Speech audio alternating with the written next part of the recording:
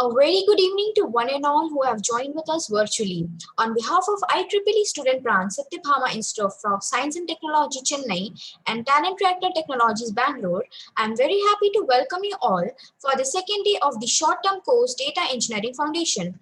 Our resource person for today's session are Mr. Sai Sriram, Mr. Ramakrishna, and Mr. Jani Basha Sheikh. Mr. Sai Sriram has more than 10 years experience in the IT industry. He completed his graduation in Acharya Nagarjuna University and started his career in TCS. Currently, he is acting as a technical architect in Eriscon. Mr. Ramakrishna has also acquired more than 10 years experience in the IT industry. He completed his graduation in Osamiya University. He started his career in Harman and currently he is holding the project lead position in L&T. Mr. Jani Basha Sheikh is also into the IT industry for more than 10 years. He completed his graduation in Acharya Nagarjuna University and started his career in TCS, later worked for Harman. Due to passion in the IT field, he has initiated his own startup, the Talent Reactor Technologies. Being a founder and CEO of the Talent Reactor Technologies, he has put efforts to encourage and motivate more than 1,000 of students to know the current trends in IT sector. This short-term course would surely bring out the inner knowledge in us. We welcome you all, sir, for the second day of the short-term course. Now I hand over the session to you, sir. Okay, thank you. Hi all, welcome to day 2 of our training program. So hope you got some information, some idea about how the program is going to happen in this week. So most of you attended yesterday's session and you have given warm feedbacks. We are very much thankful to you. So let me check if my audio is coming through fine again and I'm visible. Yes, sir, your audio is clear. Yeah, am I visible also? No, sir. No, sir. Not visible. Let me try again.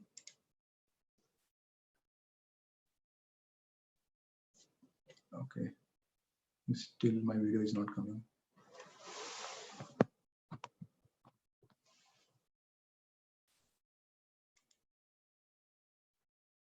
Okay, that's fine. So let me share my screen, see if that is working.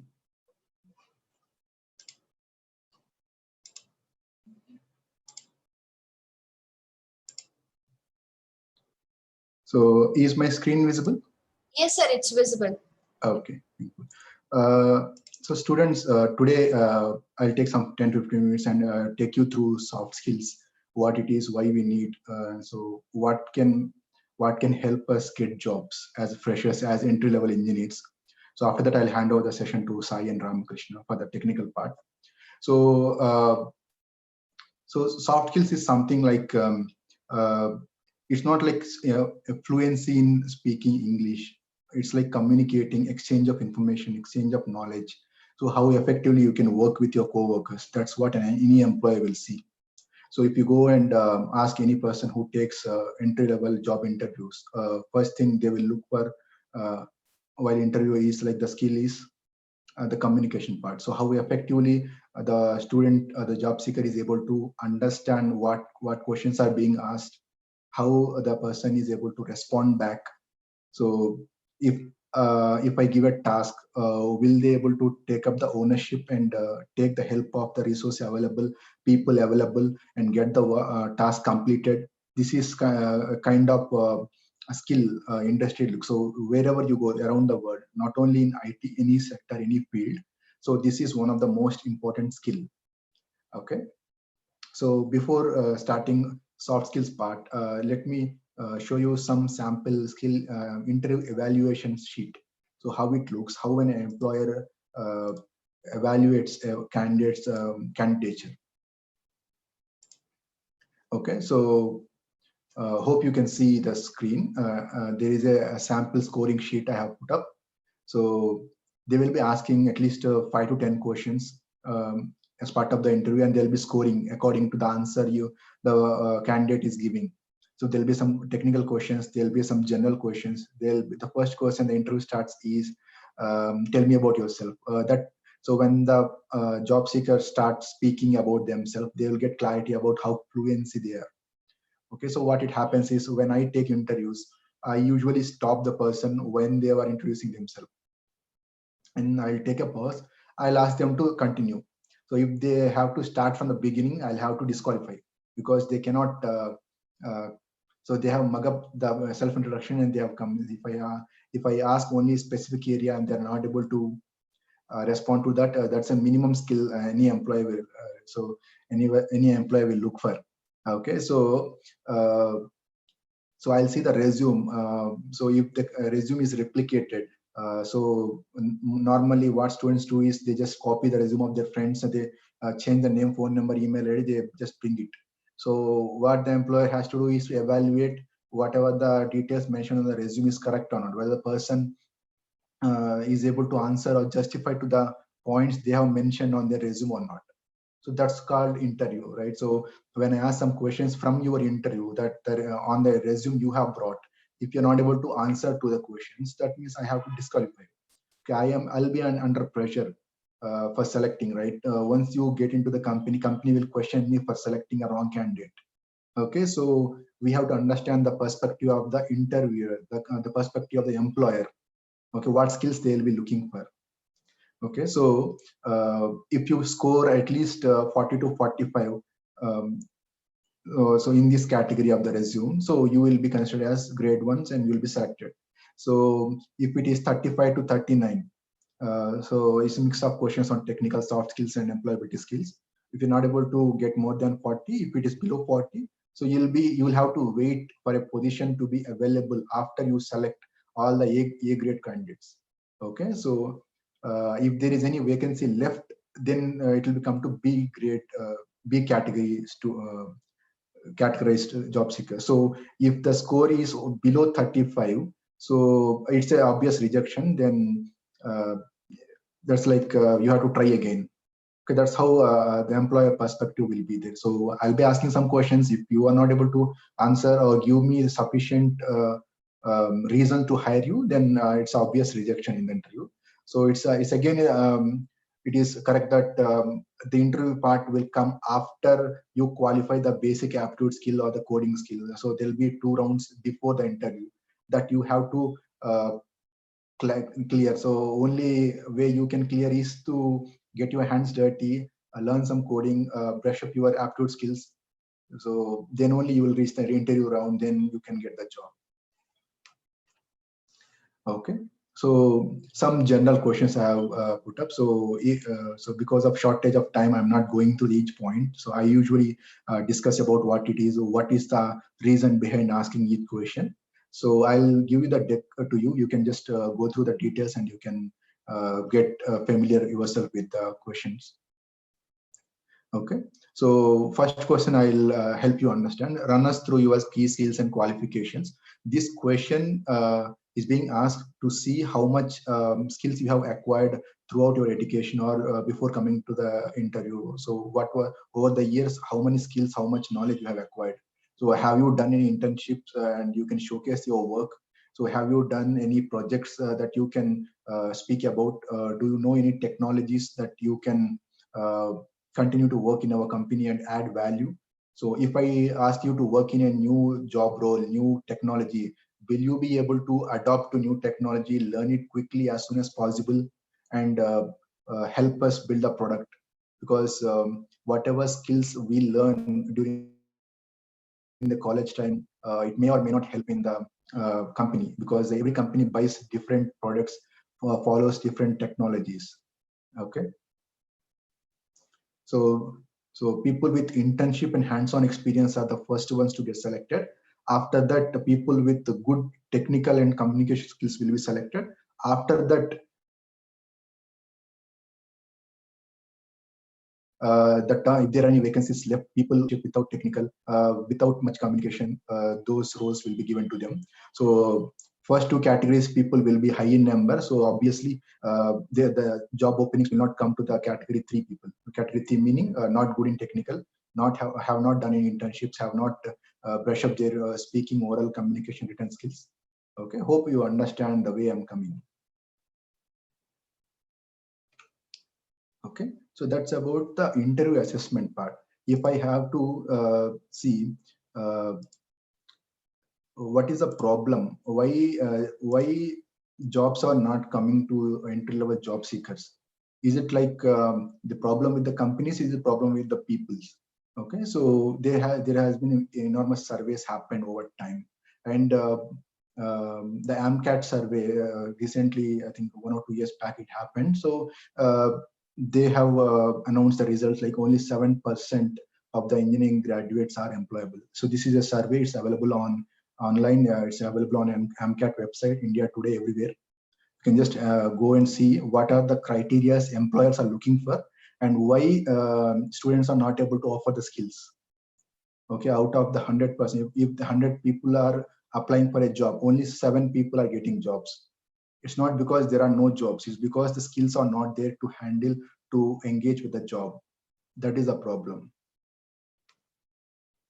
Okay, so there are big companies who are saying the sufficient skills are not there, only 6% are employable. You can see, so you can just go through the news items, you can get an estimate of yourself why big companies are saying like enough skills are not there, because the exposure with the industry needs to improve. We need to see what industry expects. That is why Satyabama College is organizing this program, to help you understand what is the perspective of the industry, what is that industry is expecting. Okay, so if I have to take an example of iPhone 1, when it was launched, it was a sensation. People were in lines before the product was launched. From the morning 5 a.m., 6 a.m. itself, people were on the queues before the stores to buy it. If you release the same phone now, iPhone 1, there will be no one buying. It's not like product is bad. It is outdated. There are competition. The competition is very high. Okay, so if I launch iPhone 10, that may work, but if I launch iPhone 1, it may not work, because the competitors are offering much better quality. So for Apple to survive in the competition, they need high skills. That's why they will look for job seekers who are having the cutting edge skills, who are having trending knowledge, who can offer the current skills. Okay, so we will be learning that. So we need to understand that whatever we offer in a traditional way, that is not sufficient. We need to upskill in a rapid pace. The expectations are very high from industry perspective, because industries are in competition. That is a cutthroat competition they are into. Samsung, iPhone, you can see, though they may not look like competition, but the market, the features they offer. So if Apple launches one feature, Samsung launches something else, they are in cutthroat competition. So they need people who can deliver them better quality products every time. Okay. So India's unemployment rate is very high. You can see the unemployment rate has been peaked during the recent years. So it's not because of the lack of jobs, it's because of the lack of skills. That is evident. Okay, and employers are reporting that they are not getting the sufficient skills, and there are a lot of jobs unoccupied. Okay, so this will bring to the point of why we need soft skills along with technical skills, which is mandatory for everyone to learn. So if you give excuse like I am from non-IT background, I am from ECE, I am from EEE background, that may not work. Company cannot hire you and they cannot invest some funds on training and upskilling you and make you plug and play. Okay, so they have to hire someone who can save budget to them. So whatever the client pays as billing to the person, so the company has to take a margin and they have to pay salary to the person. For example, let us say 1 lakh rupees a company charges from the client. For example, TCS, let's take example of TCS, have client of Google. Google will pay 1 lakh rupees per month to someone who work on their project. So TCS will hire someone, give them some 30,000 rupees so that they can work on Google project. So Google has outsourced, let's say Maps project to TCS, and TCS has to hire someone to look after the project. Okay, TCS will charge 1 lakh rupees from Google, and they will give 30,000 rupees to the student, to the employee. Okay, 70,000 rupees will be a margin for the TCS. That's how it operates. So if you are not able to get that 1 lakh rupees billing from the client, if the client is not happy with your skills, they may want a replacement for the position. Since they continue to pay the same amount, they would expect a better skill for the same amount. Companies will be in pressure to hire best skills. Okay, we cannot blame anyone in this picture. Client is in competition, TCS is in pressure from client. So you have to offer them skills that they cannot refuse. Okay, soft skills are divided into multiple chunks. So you need to work on each module separately. There will be oceans of knowledge available on the internet. So due to lack of time, I'm not going through each module. So I'm just giving you a list what and all are available for you to understand. Okay, so any employer will look what is the work ethic of this person. So if you can speak as part of your interview that you have done some project, I used to handle this module, I used to handle this kind of job responsibility. This is my day in and day out responsibilities. This is my involvement in the project. If you can speak like that, they can justify some kind of work ethic from your speak, and they'll be able to understand that you have done some work, and that gives a reason for you to get selected. Okay, so they'll see if you are dependable. If I give you some responsibility, can you build a trust on yourself that I can just forget by giving responsibility, you will get the things done. If you can get that assurance, employer will be able to hire you. So are you positive attitude person? So so there will be pressure from the client or from some things will not work.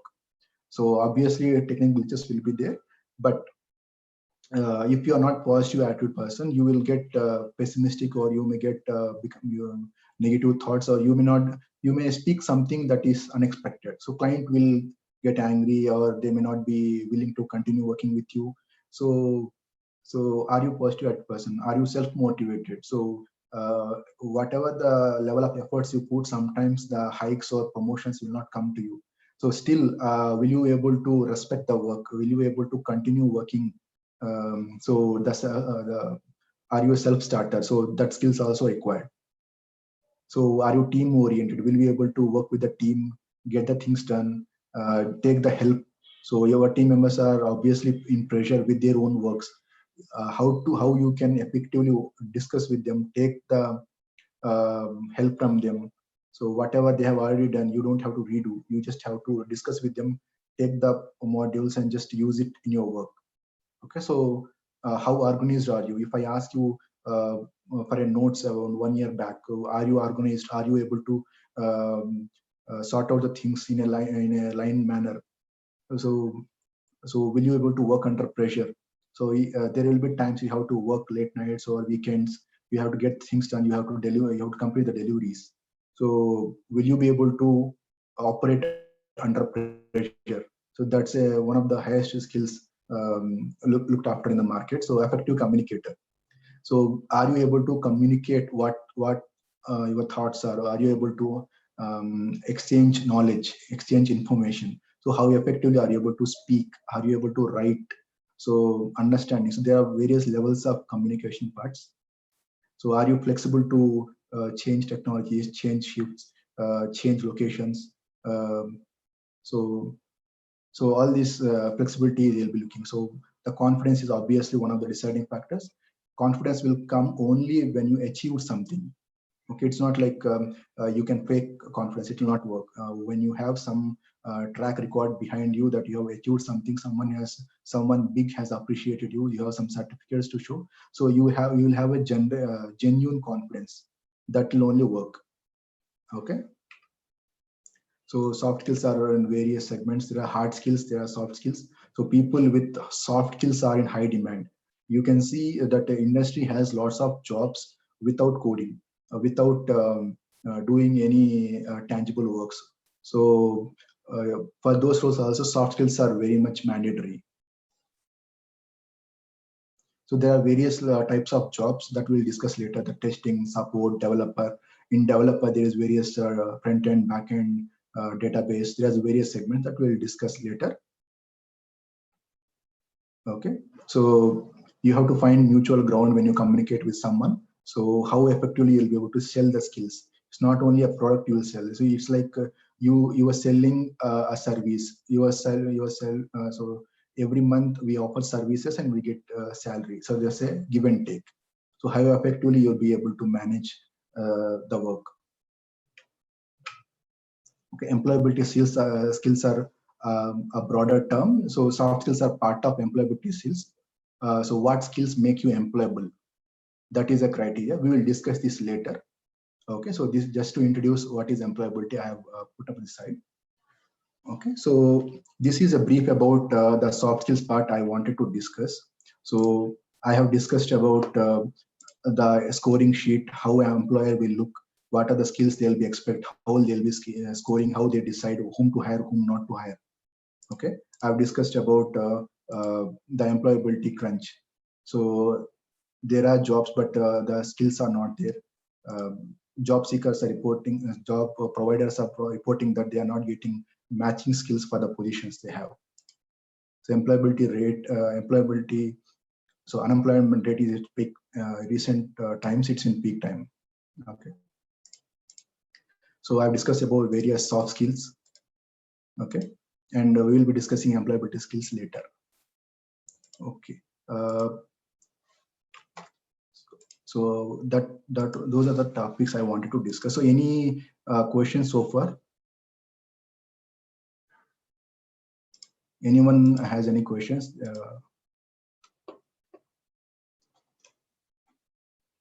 So there is a question. Skills which are not refusable by the employer means, can you tell some examples of those? Okay, so this is an interesting question, Rajesh. So if you are able to code faster, so no company can refuse you from hiring. If you are able to communicate fluently, we are able to write very effectively with using the lesser words. If you're able to convey meaning in a very simpler manner that everyone can understand, that's a great writing skill. No one can refuse hiring such candidates. Okay, so coding, communicating, and a proper track record of the work you have done. If you have done an internship with Google, no one can refuse you from hiring, right? So if you have done some project that got some appreciation, got some acknowledgement from big organizations, institutions, no one can refuse you from hiring. Okay. Any other questions? So before I hand over the stage to Sai and Ramakrishna, any other questions on the skills part, on the general topics I spoke about?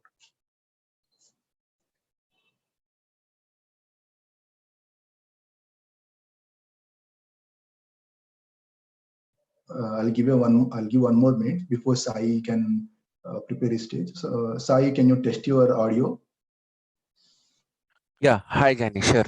Hi Al, can you hear me? Is my audio clear? Yes, yes, Sai. Oh. So is Ramakrishna also present? Yeah, I think he is here. Hi, Ramakrishna. Yeah, hi Jani. Yeah, so I think there's no questions coming from me. I'll hand over the stage to both you and Sai, Ramakrishna. Yeah, sure. Thanks, Jani. Warm good evening. So yesterday, if you remember, I will just recap the session which we discussed yesterday. Yesterday, we have seen what the data is and what the data engineering is all about. And we have seen the different kinds of data sources we have and the way we can share the data. And also we have seen different kinds of consumers who can consume the data. And also we discussed about data engineering roles, maintaining the data quality, building ETLs and pipelines. Okay. Now today we'll keep session interactive session. So me and Ramakrishna, we will try to discuss with each other. I kind of raise questions to him, and he will try to address my queries. We'll keep it. We'll keep our session today in that way. Okay. I hope it's clear. So let me start with a question to Ramakrishna. Hi Rama. Yeah, hi Sai. So nowadays I'm hearing a lot about big data. And could you please help me to know what exactly the big data is? Yeah, sure. So the term itself, like, it's we are dealing with a huge amount of data. So that could be in terabytes or petabytes. So that will be generating per day onwards. So that is what is a big data. So now coming to the technologies related stuff, I think, is my audio audible, Sai? Yes, yes, sir. Yes, Rama. Yeah. So why we are calling as big data? Okay. So like earlier there was no that much prominence to the data. Only the structured data we were referring. So that we call as a transaction. So whatever the card you swipe in supermarkets or the online transactions you do, all the things will be recorded, and that generates some data, and that will be used for processing and all. So that way, in those days we just called as data. But when we talk about the big data, now not only that, we are dealing with all kinds of information, like just even this mobile is generating huge amount of data, planes are generating the data, and everything is generating the data. So we are all clubbing together to get the meaningful for processing and to extract the meaningful information. So uh, since the data is huge, we call it as a big data. Okay, Rama. So you are telling me that the data in size of gigabytes, kilobyte, gigabytes, megabytes, petabytes, terabytes, you are calling it as a big data. So the same data which we have seen, if it scales up to a large file, like the one which Jani has discussed, showed us yesterday, right? The customer ID. So that could be a big data. So is it like we have only flat files, or we have different kinds of files like XML file, JSON file? See, yeah. So with this, like we need to discuss about the nature of the data. So when I talk about the flat files, the online transaction or anything like see, the flat files concept is what, suppose you need to migrate like you need to migrate the data from one system, from one environment to other environment. So that data you are extracting to a flat file, again you are placing the flat file in a different location to feed in the B location. So that way the flat file, so that will be limited data. But in case of cookies and also everything, so that will be recorded as JSON data. JSON data, I hope you understood, right? The structure, how it would be, it would be like in a key value phase. uh, so so similarly, there are many types of data. It can be XML, JSON. Mostly you'll be having JSON data. Okay. Yeah. Thanks, Arke. So you're telling me that I can have a flat files, or I can have a XML files, I can have a JSON file, I can have anything as part of my big data. And the volume could be anything. It could be in megabytes, it could be in terabytes, or it could be in petabytes. Anything, right? Yes, I. Okay. So I have a doubt. So if I'm opening a file of 1 GB, it will hang. So can you tell me how the data is getting processed with a high velocity? So is it has to do something with cluster, or how the data will process? Yeah. So in order to handle the data, the existing traditional ware such as Oracle, DB2 or any other databases, that would be sufficient. But when you are dealing with the big data, we need huge systems. So that cannot be done in one single system. So that, like a simple example, what I'll be saying is there are 100 workload bags. 100 bags are there with a huge amount of data in it. Data in the sense like food grains. So 100 bags are there. If one person is allocated, he will be carrying one at a time. So those things should be transferred from A location to B location. If one person works and takes 1 minute, so he needs 100 minutes to transfer that bags, right? So if I allocate the same thing to 10 different persons, they will complete that in 10 minutes, right? Okay. Are Yeah, got you able it. to imagine that one? Yeah, yeah, I So got it.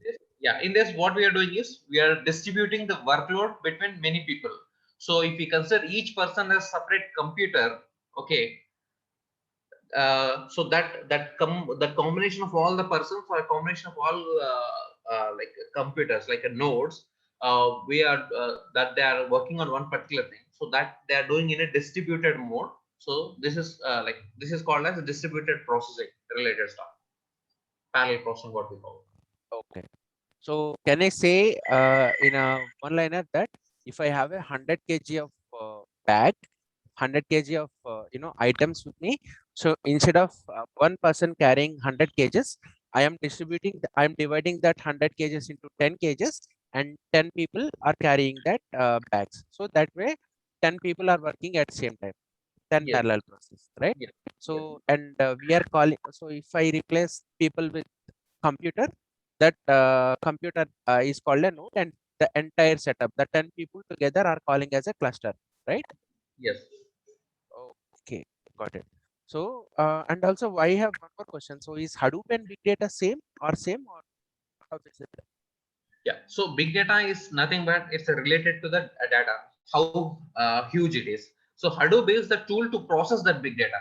So Hadoop is nothing but it's the tool to process that big data. So we use a MapReduce engine to process that big data. So both are related to same, but one is a subject and other is a predicate like kind of thing. So Hadoop consumes that big data and does the processing in this distributed way. Okay, So Hadoop will be a big data technology. okay. So big data is a concept and Hadoop is a technology. Yeah. To solve the Oh, problem, we use Hadoop. okay. So do we have any other big data platforms apart from Hadoop? Yeah, why not? So in Hadoop ecosystem itself, so generally there are two versions in Hadoop. One is 1.0 and other is like 2.0, 2.x and LO. So when the 2.x got introduced in the market, so that gives scope to many other distributed framework. For example, Spark is one of the framework. It's a beautiful framework which is online. It does all the online processing in the sense like in-memory processing. So that we call as a big brother to Hadoop. So this is one of the major thing. Spark is another framework we call it. Okay, okay. So what about cloud? So can cloud handle big data as well, or only Hadoop? Yeah, so cloud is altogether a different concept. So what I'm saying is, for example, I cloud is related. We can relate the cloud to a tent house. Okay, so if you're staying in a small family with the 5 people staying in the house, you'll be having all the kitchen related stuff with the which are enough to 5 to 10 people. So you're ready to cook for 10 people, right? But Okay, if any event happens in your home, you need to cook for around 100 people. At that time you cannot buy all the utensils which will be suitable to cook for 100 people, right? What you'll do, you'll rent them. You'll rent okay, them in a tent house, right? So okay, similarly, I don't want any computers or anything, like I don't want any systems to maintain from my end itself. Okay, okay, what I will do is I'll rent those systems. I if I buy 100 systems, so for my processing I require 100 systems to process my complete 1 petabyte of data. But that will be around 2 hours. It takes around 2 to 3 hours to process all the data. Okay, but if I purchase, I'll be using per day 2 to 3 hours. But what about the 21 hours left? My system will be in idle state, but still I'm paying for that, right? So if you purchase that, if you own a system for a cluster, then you need to invest money, and you'll be improperly utilizing this. But when okay, we talk about the cloud, it already contains that one, right? You can rent that particular cluster or 100 nodes for around 2 hours. Once the 2 hours are completed, you'll Yeah. finish the processing. Sorry, Ramakrishna, to interrupt you. If there is a presentation, it will be helpful for us to follow. If you can help me on that. Uh, Presentation in the sense like Hmm. one second. So for this answer to this question, like Yeah. this, if anything is required, I'll present that. For example, Sure. if I try to explain any distributed mode, right?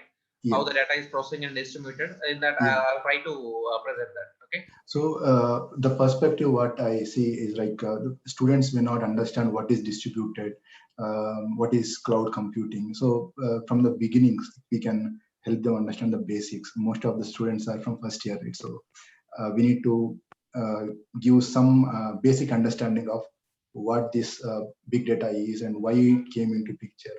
So what is the problem with the traditional systems, so that we have to go to big data, from there to cloud. So if you can help me throw some light on the segment. Yeah, sure. So like for the earlier question, like what is like a cloud and all, like I have given some example which maps to our day-to-day activities. Right? Are the people if the people have any doubts on that, can you please ping me so that I'll explain again? Yeah, so student do ask questions. When you start getting questions, right, that is a sign that you have started learning. So you may feel uncomfortable. That is also a good sign. So learning creates some kind of stress in the mind. That's a good sign. So do ask questions like if you can write some. So if you have some basic question, like yesterday someone asked me what is data. So that is a fundamental question that we should be answering, and that was an interesting question. So uh, Shashank is asking Sai and Ramakrishna how cloud is different from database. Okay. So when I talk about the cloud, see, let me tell this one. Hmm. Let me share this.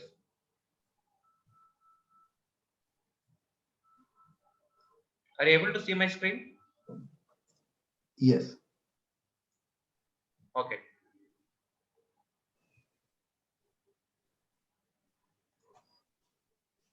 So I consider this as a database, and this is the processing,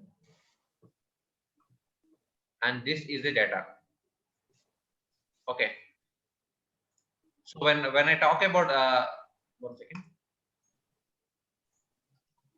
So when I talk about this, are you able to see my screen? Yes, Ramakrishna, it's visible. Okay. So I own this part. So this database I own it. But so this is the data which I get, and this is a processing system. Okay, these are three different layers. So this is the data. So this is the processing system. We can call it as like CPUs, memory, etc. So in order, when you open your laptop and watch a movie, you definitely require a CPU and memory, right? Hello. Yes, Ramakrishna. Somebody spoke in between, so I stopped it. Okay, fine. Okay. Yeah. So when I talk about this one, this is a piece of CPU and a memory. Even when you open a laptop and watch a movie, you definitely require a RAM, good amount of RAM or anything. If you open a, try to watch a Blu-ray film with a Blu-ray print, definitely you cannot open that in a 2 GB RAM. That will be processed like the streaming will be very slow. You cannot move forward and all, like fast forward that you cannot do. So for that you require memory and a CPU, right? Now, when I talk about the cloud, this particular thing for the processing, and this is that I own this particular thing, or else I can call it as a storage purpose. I'll be storing. You people can ask the doubt like this is a database, and this I am renting now. So in order to process this, I require around 100 systems, right? I don't want to own all the 100 system. I want to rent it. So I'll be renting from Amazon. Second. I'll be renting it from Amazon. So that is AWS, and other will be Azure. So this is a Microsoft product. Now I think it is clear, right? So this particular part, what I'm saying is rented part. I'll be renting that in a cloud, and this is my database which I own it, and this is the data which I get. I use this particular stuff to process this data and store in this. Once I get the meaningful data, I need not have this. So I'll be giving back to AWS or Azure from where I rent it. Hope this is clear, guys. Yeah, I think it's clear. So whenever you need, you just rent it from a vendor like Amazon or Microsoft. Once the purpose is fulfilled, you just stop using that. Yeah. So for this, if I require in a day, I require only 2 to 3 hours. I'll be paying only for 2 to 3 hours. I did not pay for entire 24 hours. So that would be a cost saving thing for us. Okay, I think that makes sense. So aside, there is a question from a person DE482, like what is Adobe Spark? Because in Android, there is Adobe Spark, which is used to make and edit custom videos. Okay. So Adobe Spark, as you mentioned, it's a media software. You are using it for video processing and all. But the one which we are speaking is about Apache Spark. So Apache Spark is a programming language, or it's a framework. It's a big data framework where you can actually process the data. It's a ETL framework, you can say, for NoSQL. So it's like It's not exactly same, but you can think it of like Java, .NET, Python in that way. It's not same, but I was just telling. It's another development software framework for development, building, which is used for building. Uh, and it's not GUI based. You have to write code using Python or SQL or Scala or Java. I got this question, Sai. So to be called as a data engineer, what all skills we require? So I was thinking about student perspective, and I got thinking like, what Okay. I should acquire first to be called as data engineer? Okay. So if you want to call, I mean, to be a data engineer, you need to know SQL, structured query language. You need not to be a proficient, but you should know SQL, and you should know one of the programming languages among Python, Java, .NET, Python, Java, or Scala. And also you need to have a good data processing skills, and then that's it. And then you need to have one of the distributed system. The reason why we started talking about distributed system is you need to have a knowledge of distributed system. It could be a Hadoop, or it could be a AWS, or it could be Azure. So at least you need to know one distributed processing and storage mechanism. Okay. Minimum Okay. you need these skills. Okay. I hope students, you got some idea about what and all skills you need to acquire. Uh, describe data processing. Okay. So Ramakrishna, can you take this question? Describe data processing. Yeah, sure. So data This process. is like exam question. Describe data processing. Sorry, Jani? This is like an exam question. They're asking like describe data processing. So you can take up the answer, Ramakrishna. Yeah, sure.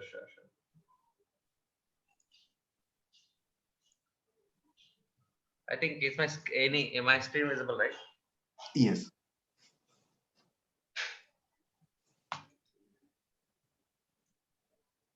See, data processing in a sense.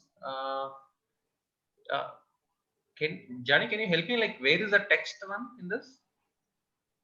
Oh, there should be insert text box. Okay. The pencil one is the text box. This one. Yes. Already. This is just...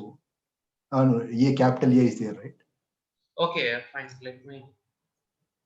You use the PPT. You can type.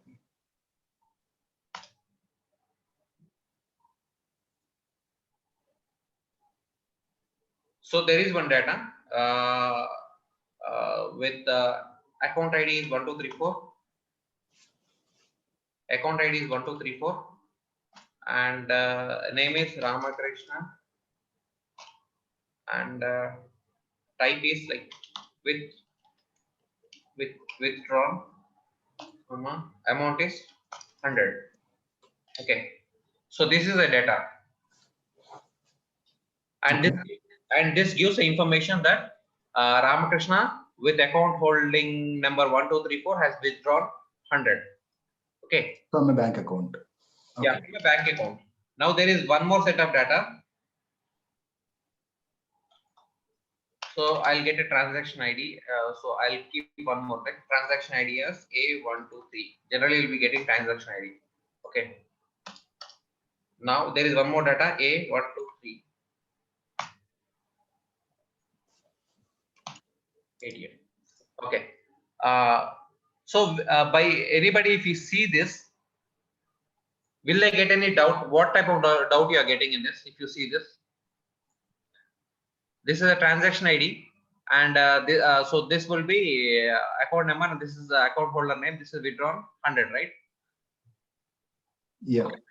I'll so I don't have any complete information on this. How the 100 was withdrawn? Either he has gone to the bank and withdrawn, or like he has withdrawn from ATM, right? So okay, mode of transfer. Information. Okay. Hello. Yeah. Mode of transaction needs to be required. Yeah. So that mode of transaction is recorded in one more data set. So this is the mode of transaction. Okay. Now what I'll do manually, I'll use this one transaction ID and I'll try to see this one transaction ID. It is what? ATM. So I can, if I join these two, I will come to know that whether the transaction is done from ATM or like online. Okay. So when the system recognize these two and join this and present it as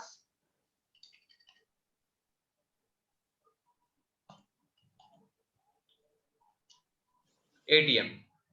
With this, you'll get a complete information. So what is system doing is system is reading this one and giving us this one. So this we call as a processing in a simpler terms. Okay. So some students are getting confused with the RAM processing with the data processing. Sorry, RAM processing with data processing. Is that a question?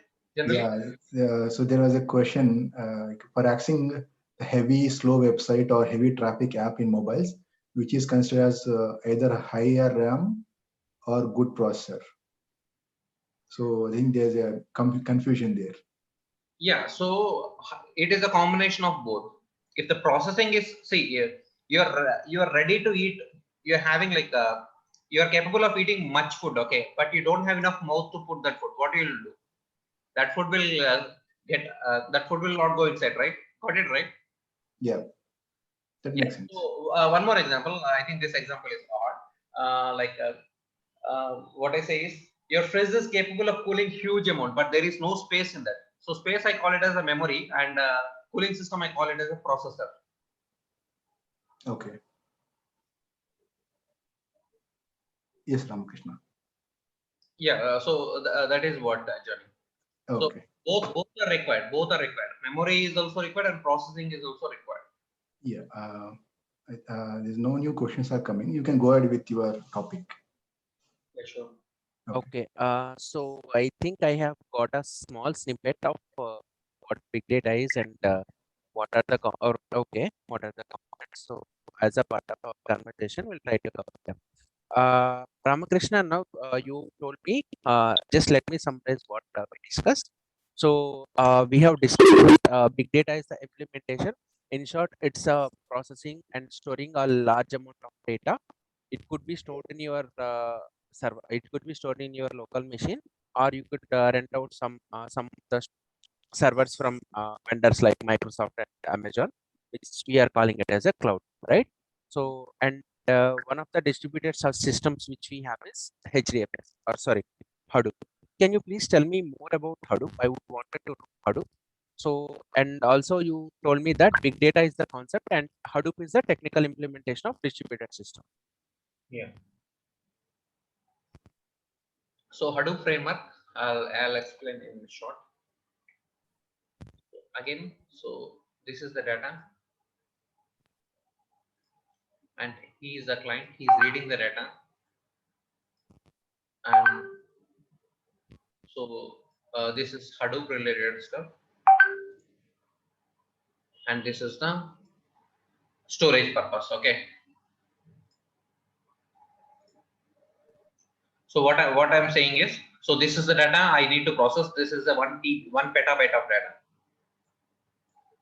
Okay, the client is nothing but a local system or an edge node. What we are talking about. So what we are doing is I'm reading through this one. Okay, and I consider this as a Hadoop framework. Okay, so this is Hadoop framework, and this is the storage. I hope this is clear, right? Yes, Yes, okay. Yes. Yeah. So what actually happens is you're trying to process this data and store it here. So this is storage. We call it as HDFS, Hadoop Distributed File System. Okay. What it does is this stores the data in a distributed way. Okay. I'll show you one small example. This is a framework now. I'll Okay. explaining about this part now. So this part it does. So this entire Hadoop distributed file system architecture is this one. Okay, there will be one name node and many other data nodes. As previously I have told you, right? If there are 100 bags, that 100 bags to be transferred from place A to place B. If one person works, it takes around 100 minutes. If 10% works, it takes around 10 minutes to complete that one. So it is very fast. So the similar kind of this one. So this is the guy name node. What we call it as a leader. So who will get the 10%? There should be one leader, right? He should distribute the work to those 10 members. So that we call it as a name node. We can consider him as a leader. And these are the workers. The 10 persons are this one. So it's nothing but a data nodes. Data nodes in the sense 10 individual computers or a commodity hardware, what we call it. So when I talk about the distribution in that scenario, the work is distributed like 100 banks are distributed to each person with 10 banks each. So that is called a distribution. Similarly, if 1 petabyte file has come, okay, that need to be stored. So if I try to store in one system, what happens is, suppose like my system is around 1 TB. It can handle around 2 TB of data I can store. Okay. So what does it will be storing in one by one. So since the data will be stored in block wise, so that 1 petabyte will be divided into multiple MBs of data. For example, if we say 256, so consider there are 1000 blocks. So 1 petabyte file is divided into 1000 or 10,000 blocks.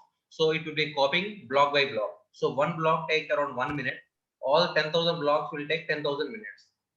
But when we try to copy this one, so this name node will read the entire data and it will copy to 100 nodes. If this complete cluster is containing 100 nodes, 10 blocks will be gone to each node. So in that, what happens is it instead of doing that in 10,000 minutes, it will be doing in 100 minutes. So this is what. So the file copy or file reading will be done very fast. Okay, got it. Thanks, RK. So, do you have anything to share more about Hadoop? Sorry. Can you tell me more about HDFS? I can see name node and data node. What Yeah. is name node and what is metadata and what is data? Can you tell me what is metadata? Sure.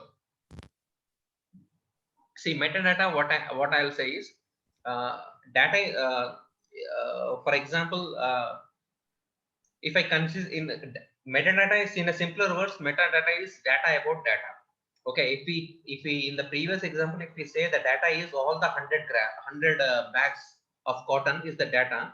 So 100, the amount of 100, what it says, 100 bags is the information, right, about the 100 bags. So 100 bags is nothing but a metadata. Okay. Any confusion in this? See Okay. that 100 bags is the data. Okay, original data. Bag. In this, if we say 100 bags, it is a data. But the data, how many bags are there? 100 bags, right? So that 100 bags is nothing but a metadata. So you are telling me that data about data is called metadata. Yes. So it's like so if I have 100 bags, who is having which bag? Say person A is having bag 1, person B is having bag 2. So that is what metadata is about, right? Yes. Okay. So like And, what? So in Sai, sorry to interrupt. Sai, I got a question. Like one student, Shishank, asked, what does it mean by framework? So could you please give the terminology? So I think they want to understand what framework means. Okay. So framework is like let me just think in a way. So framework is like a guidelines. Okay. So if I have a guidelines, or in a way, framework is like a skeleton. Okay, on top of skeleton, you can mold the skeleton as per your requirement, and you can build anything on top of it. So if you have a human skeleton, that is one framework. So using human skeleton, you can build male or you can build female. You can build an American or you can build an Indian. So framework is like a skeleton. So on top of how your program should describe. So the one which RK was discussing, right? So name node and the data node. So that is master's slave architecture. So that is a one of the framework. So if you are defining framework, indirectly you are telling your code that it should behave in this way. So it should have a 2 legs, it should have 2 hands, it should have 1. So you are telling your program and you are making compulsion that your program that it should behave in a particular way. That is what Okay, it's like a photo frame. You put any photo. correct. Correct. Yes, correct. Jay. Okay, so can I add in- question to that? yes, Ramakrishna, go ahead. Yeah. So just I'll be explaining you. Okay. So Yeah. So what I'll do is, so this is, so 1 second. So this is a water source and this is a empty. Okay. I need to transfer the water from here to here. For that, what I'll do is, I can use the gravitational pull. I can put a pipe here to transfer this water from this place to this place. Okay. So the water will be like using the gravitational pull or anything, the water will be flowing from this part to this part, but it is slow. Now I have come with a concept. I have put one box in between. This box has a motor. I am considering this as a framework. So that can be a Hadoop or Spark. So earlier, like all the Oracle database or anything are doing this one. Like they are transferring the data, water from this place to this place. Now I have come with a framework. I can call it as like I'm explaining this one. I have put a motor in this. What this motor do is it will suck all the water from here and it will dump the water here. So if this takes 100 hours to empty, now with my framework which I have put fixed inside this one, it will take around 10 minutes. So the logic behind the logic in this framework is I have put the motor, right? So this motor is pulling. Okay, so these are the different frameworks. When the same way it works in the Hadoop, processing the data. So if we have to give a coding example, so it's like you have created one code that adds the currency symbol whenever a currency column comes. So whatever the data comes, you just add the currency symbol and just push it. Is it also a framework? No, so that is, see, anything which framework in the sense, yeah. See, the processing we are doing, right? That can be anything. So I told you, right? The water can be transferred using normal pipeline and this one. So even this normal pipeline is also a framework which processes the data, but I have come with a different framework. I have put the motor inside this one, right? So this motor, what I'm comparing is today's Spark and Hadoop. Okay. Anything, anything which process thing, right? That we can call as a framework. Okay. And Microsoft.NET is called a framework because of they have created some modules that we can use it. Is it? Yes, Jenny, correct. Okay. So on a technical way, if you are building a concrete class or if you're defining an interface, you are, the design patterns and all. So if you are working on those design patterns, it all comes under the framework.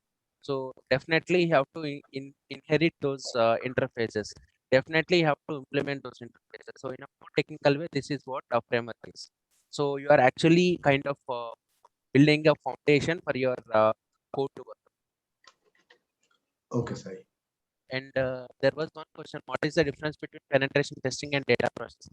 So data processing, you can see it is a development, and penetration testing, it could be, it's a concept. So it's like, it's the ethical hacking as an example you can see.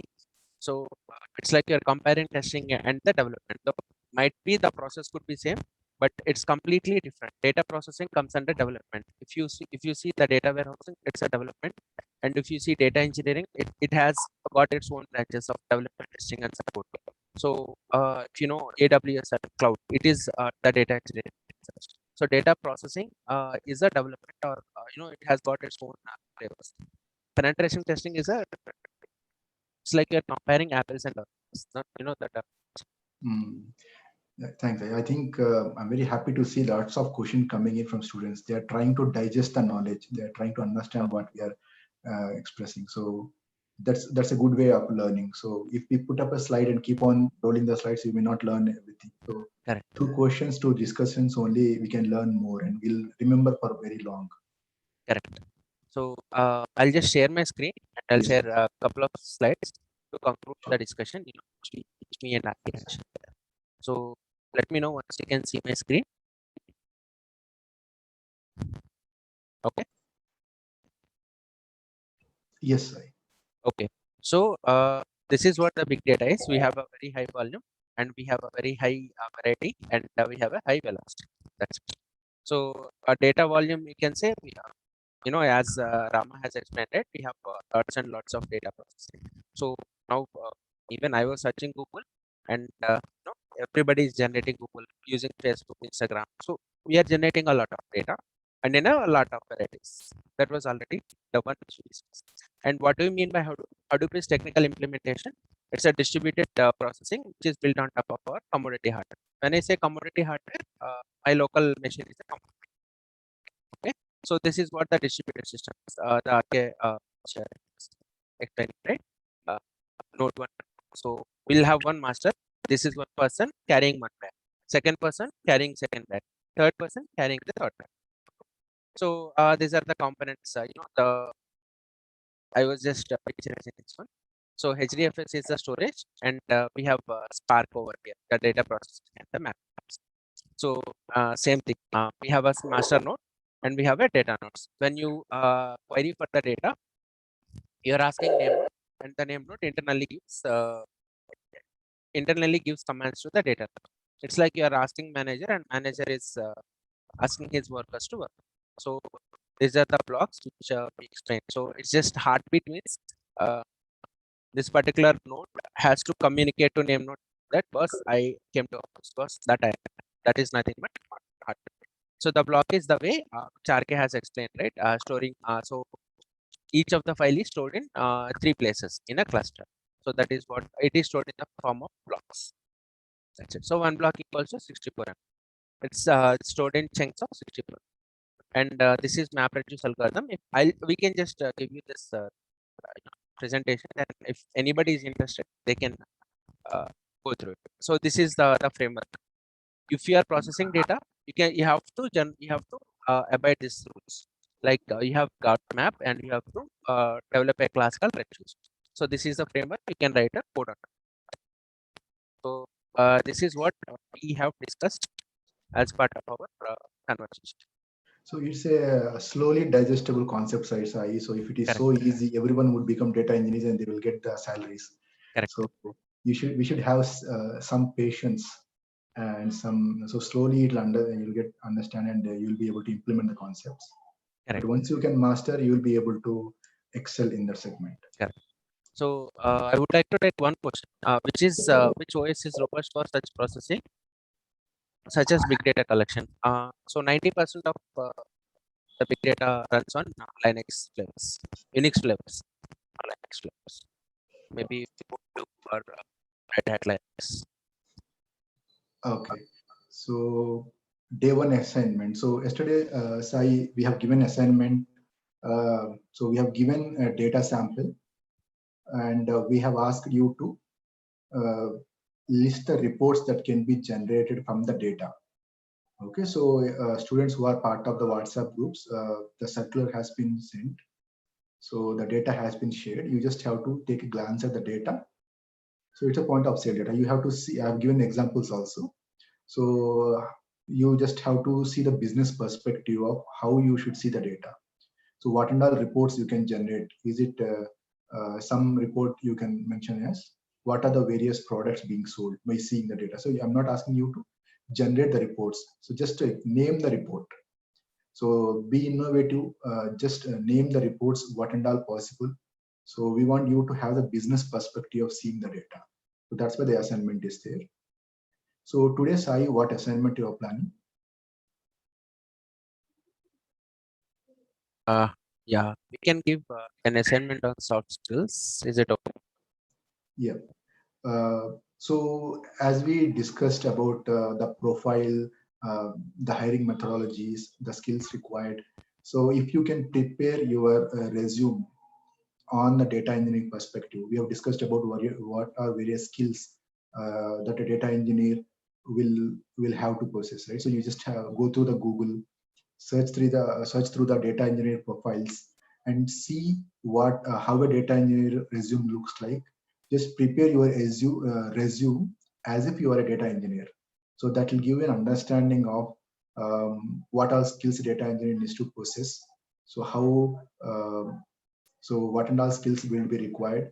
So what are the job responsibilities other data engineers are implementing. So that will give you an overall picture of the data engineering line we are moving forward. Okay, just prepare your resume as a data engineer and upload it in the assignment submission sheet. The assignment form will be given to you. The feedback and assignment form will be shared with you. So the team is here. And how to share the resume is by uploading your resume to your Google Drive. So Kanika will be taking you through the steps. So be patient, just go through the steps, prepare your data engineering resume, upload it to Google Drive, share the link in the assignment submission form. It's very simple on that.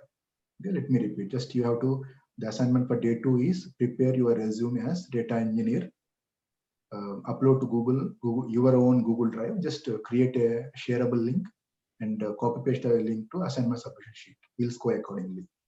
And one more, hello. Yes, Ramakrishna. Yeah. So Johnny, like I need to have one more assignment. That's a simple assignment. Okay, from today's concepts itself. Like today, majorly we have discussed two things. So Hadoop, anyhow, Hadoop, we have discussed about Hadoop and all. So Yeah. other two components we have discussed about the storage part. One, right? One is the HTTP related stuff, and I have given one example of workloading, how we are trying to share. Okay, and other is the AWS cloud one, right? And I gave the example of 10,000, right? Yeah. So similarly, I want to know whether people have understood or not. So I want these two concepts to be linked with any daily examples. What the example I gave, right? Similarly, I need each person with a different example. Okay. To know whether they have the concept have reached them properly or not.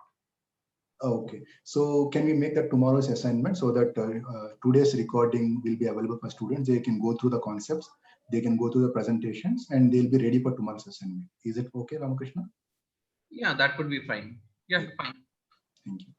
And so, Okay. Kanika, will you be able to take students through the steps? So if it is not late, can I take a couple of minutes? I just wanted to address some of the queries. Yes, go ahead. Just a moment, I have seen some questions. Okay. First thing, due to big data collection in forensics, is it possible to match biometrics to that of person guilty of something? Obviously, yes. So in this big data frameworks and all, obviously it is possible. Even you can do image processing. So it's a unstructured. I can say it's unstructured data, and since it's a distributed cluster, right? You can store it at any place using a cheap hardware like our laptop. When I say cheap, don't think it as a cheap, because the difference is like SSD versus our HDD. So that's it. And another question is, what types of jobs can we avail if we are expert in ethical hacking and digital forensics and top performance? So ethical hacking itself is a very good one, right? A very good and vast area. So you can get it as a penetration tester, as I have seen. So there are most probably you can even from security per se also you will be able to do some penetration testings. Like if a malware can it penetrate the file? It's a very vast area, and it's like a one more horizontal pillar. That's just from the side. Yeah. Okay, Sai. Yeah, Kanika, will you be able to take students through the steps of sharing the resume? Yes, sir. Surely I will take them now.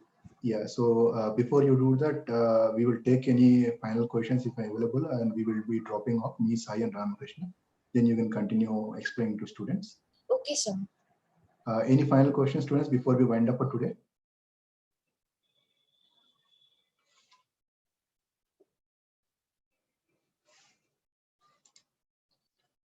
Any final questions, students? Assignment that we have given, should we give a report in a text format or diagrams or charts? We are not asking you to prepare reports, right? So we just want you to name the reports. We'll be able to understand that, we'll be able to do that. So what and all reports are possible? If you can give a list of report names, that is sufficient. We are not asking you to build report and share the formats, okay? Due to big data collection in forensics, is it possible to match biometrics to that person, of a person guilty of something? So Ramakrishna, would you like to take this question? Due to big data collection in forensics, is it possible to match biometrics to that of a person guilty of something?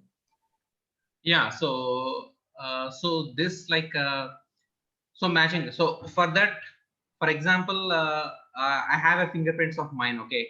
and I need to match it. For that, what I need to have all the 100 crores. Like if the system is in India, I need to have 100 crores fingerprints in my system.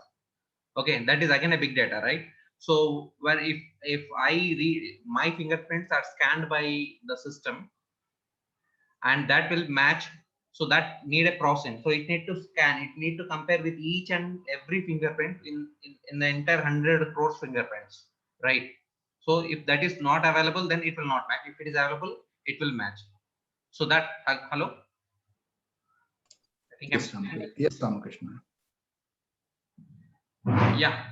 So answer for this, yes, you can match, but you need to have reference of all the fingerprints. If any one is missing and if that person's fingerprints you got, then you cannot match it. Yeah. Okay. I think there's no further questions coming. The feedback form link has been shared in the chat. You can take a look. So before you wind up, Sai and Ramakrishna, any final notes? So DE 482 is that, are you clear with your doubt? I think yes. Yes, he or she says yes. Okay. So any final notes from you, Sai, Ramakrishna, before you wind up for today? Yeah, yes, Chani. So tomorrow I'll just wanted to give glimpse of tomorrow's session. So from tomorrow we will start Spark, and we will try to do a setup. We'll try to do a setup in Google Colab. We'll try to install Spark over Google Colab.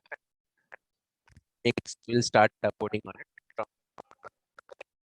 Installing Google Colab, installing Spark on Google Colab. Okay. Yes. Okay, that will be interesting. Correct. So we can actually start coding and we can actually see the stuff which we discussed. Yeah, sure.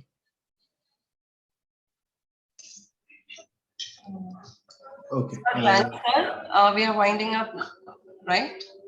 Yes, we are done from our side. Me, Yeah. Ramakrishna and Sai will be dropping off. Yeah, I would like to thank Sai Krishna sir, Sai sir, and Ramakrishna sir, Jani sir, for this useful session, because you have given a lot of practical examples on various concepts. So I think students would have got a better idea today. So It's a pleasure. Thank you so much, sir. So I think you three can leave, sir. We will follow up with the Kanika. She will be explaining about how to upload, and followed by we will see whether all have completed their feedback forms. Thank you so much, sir. Thank you. Thank you, Sai. Thank you, Ramakrishna. Yeah, See you Thank tomorrow. you all. Have a good evening.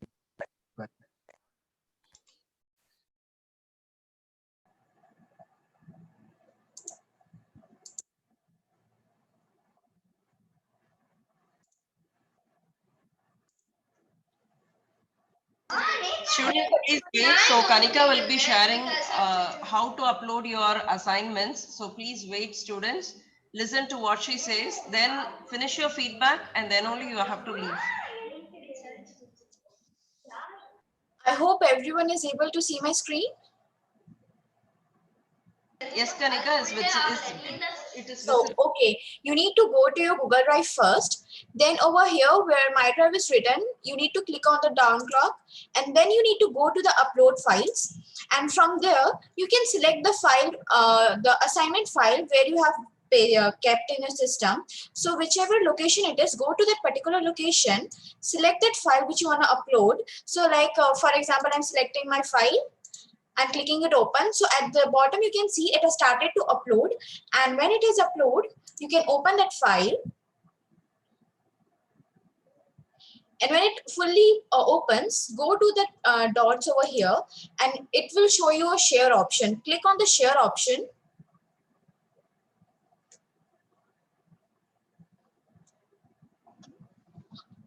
Over here, you will get an option that restrict to only people added to open with the link. So you can change to anyone with this link. So click on it. And you have to click on the viewer, or you can even choose the editor. Whichever option you're comfortable with, you can choose either of the option. So I'm choosing as the editor, so the person who are sending, they can also edit a file, so it will be easy for them to correct it. So that is why then you can click on the done, and then again you can go to the share, and you can copy the link, whichever link has been there, and then you can go to the assignment submission form, and you can paste this Google link over there. So guys, do you have any doubts? Do you want me to repeat it, or everybody is clear?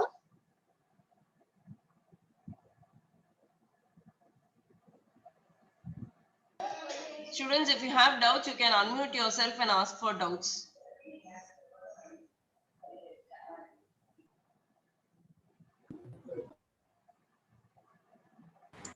Kanika, people are asking to repeat. Oh, okay, ma'am. Surely I will repeat it.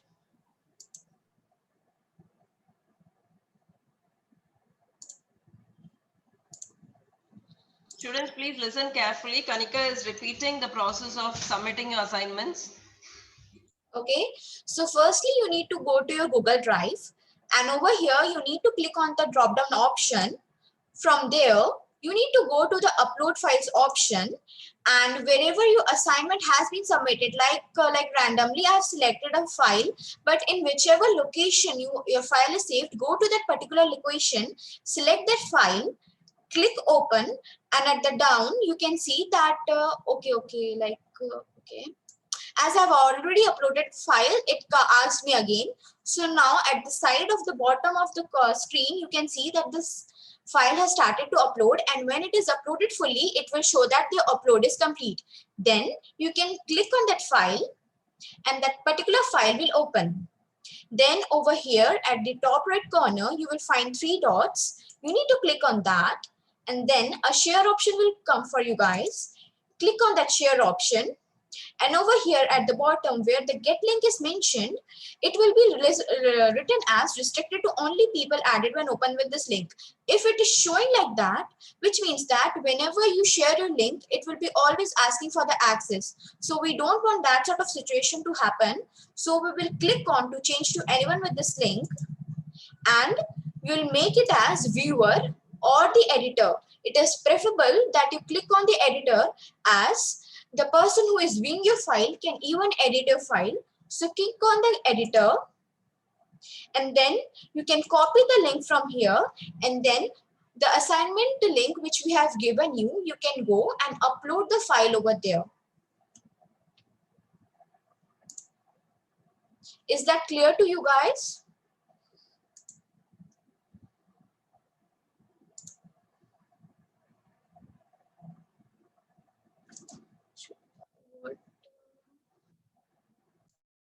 Just open the chat and see. Yes, ma'am, I'm reading that.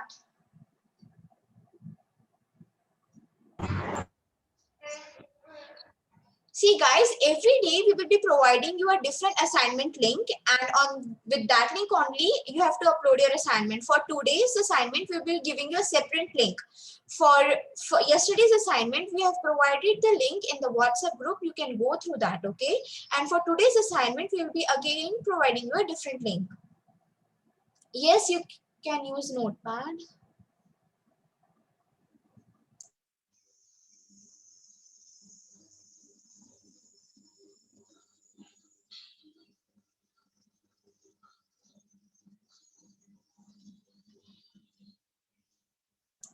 Yes, you can do your assignment in Word doc or Notepad, or even in the Google Documents. So whichever you're preferable with, you can do that, and you need to upload that one to your Google Drive, and from there you need to share the link.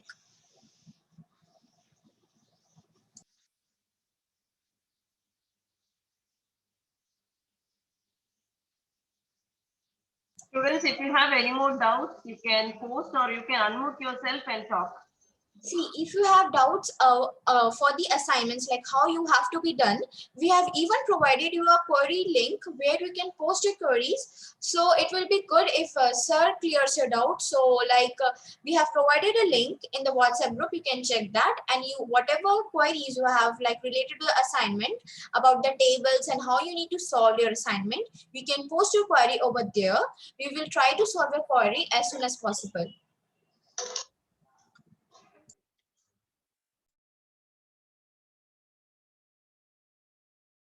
Students, then we will have the thank you note now. I think there's no queries more. So I'll just share the thank you note.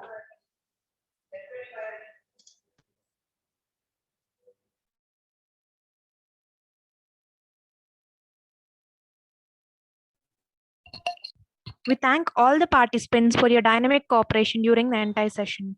Once you have filled the feedback form, you can leave the meeting. Before that, we have few instructions to participants. We do expect your participation for the rest of the days of the short-term course. Submission of the assignments that are posted daily is also mandatory in order to consider as the course has been completed by you successfully. Feedback and attendance is shared in chat box. Kindly fill it. Join us tomorrow by 4:50 p.m.